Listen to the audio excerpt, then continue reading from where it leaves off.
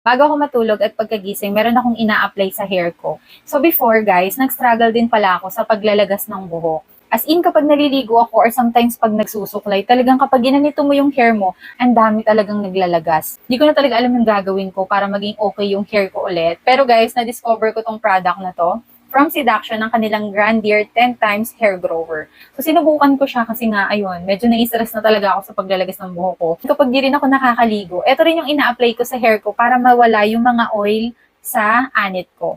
Nag-a-apply ako sa aking hair bago matulog. Makikita nyo kung gaano ka-bouncy yung hair after nyo siyang i-apply. So worth it naman yung pagsisipag ko rin ng pag-a-apply nito kasi nga, bumalik na sa dati yung hair ko at hindi na rin siya naglalagas. So dati kapag ginaganyan ko yung hair ko, talagang meron akong nakukuha. Pero ngayon guys, ayan, wala na siya. Wala na akong naglalagas-lagas na buhok. So ayun nga, ito lang pala yung katapat nun para mawala yung paglalagas